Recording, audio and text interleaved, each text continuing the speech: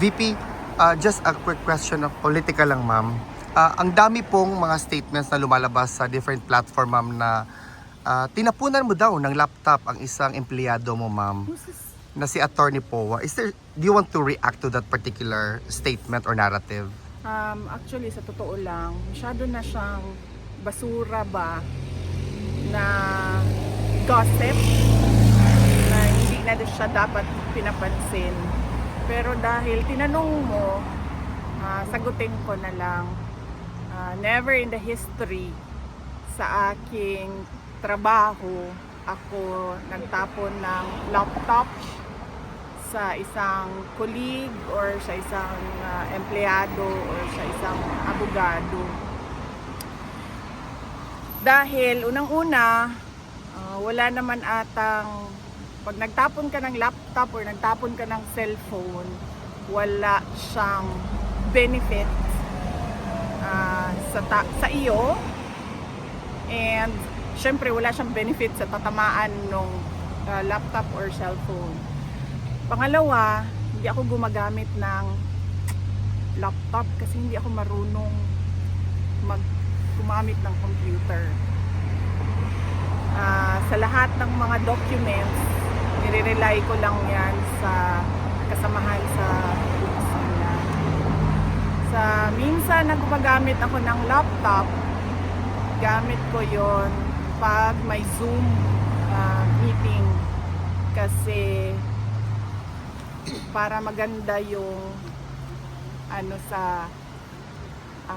image, para maganda yung image sa Zoom meeting, laptop ang ginagamit ko, hindi cellphone. Sunod ay yung laptop ko, personal ko siya na laptop, binili ko siya, mahal siya, and hindi ko siya itatapon basta-basta kasi nasisira siya at magastos bumili ng bagong laptop. Kasi tinatanong nyo bakit private yung laptop ko, hindi ma-afford ng gobyerno yung gusto ko na laptop.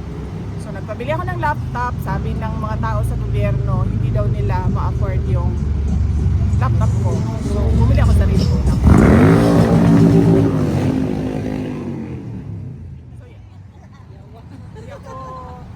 Nagtatapon ng gamit, kahit anong gamit sa ibang tao.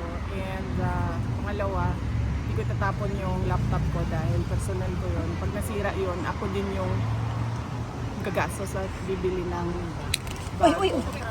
Pero sabi ko nga, basura siya na chismis. Tulad ng in relation to sa pinag-usapan natin kahapon, mga ginagawa ng mga kalaban na misinformation or disinformation para guluhin ang kwento at paboran yung naratiba na gusto nilang ipalabas. Parang ano ba ang gusto nilang ipalabas na naratiba?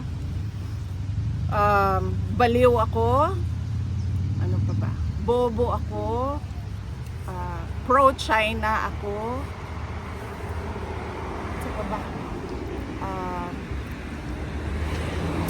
Competent, malabas din yan sa kanila. Dati nagsasabi sila brat ako, pero ewan ko, tumitigil na sila ngayon. Unstable, ma'am. Oh yeah, baliw nga, unstable. So yun yung sinasabi ko. Basura na siya, pero syempre dahil nako-consume siya sa social media para paboran yung narrative na gusto ng kalaban. Ayun pala, corrupt, magnanakaw.